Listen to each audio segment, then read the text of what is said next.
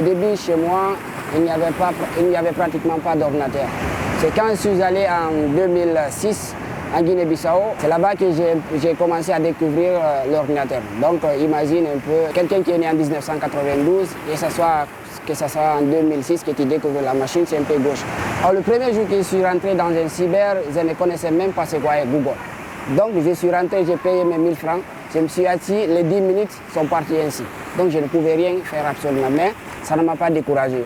Parfois, je faisais, pour les gens qui connaissent Conakry, je faisais plus de 3 km pour aller à Matoto, pour me connecter, je faisais à pied. Parfois on essaie un peu de faire le banditisme. Parfois, quand le chauffeur, l'apprenti ne nous regarde pas, je fuis. Parfois, si aussi le dernier regarde, j'essaie un peu de discuter avec lui, je lui donne l'argent, le 1000 francs. Mais pour moi, ça ne m'a pas découragé parce que je savais ce que je cherchais. Je suis Sali Bilalisso, je suis né à Labé, au centre de la Guinée.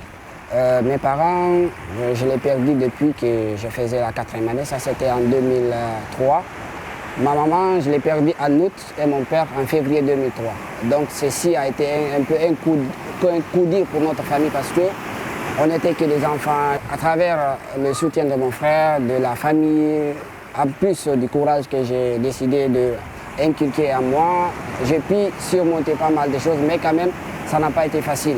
Actuellement, j'ai fait la licence professionnelle à MIAGE, méthode informatique appliquée à la gestion des entreprises à l'université Amadou Dieng de Labé. Donc c'est comme ça que j'ai commencé le blogging, j'ai commencé à découvrir le monde informatique. Au fil du temps, je m'adaptais petit à petit, j'ai créé un compte Yahoo, j'ai créé une page Facebook, j'ai créé aussi un compte Facebook. Finalement, je me suis lancé également sur Twitter. Et puis au fil du temps, je me suis vu avec quelques gens, ils m'ont demandé pourquoi tu n'écrirais pas sur ce qui se passe autour de toi. J'ai demandé un peu de conseils à Ali Mousso, qui a été le meilleur blogueur francophone de Deutsche Welle, de la radio allemande en 2013. Je lui ai demandé un peu de conseils, parce que lui, il bloguait déjà.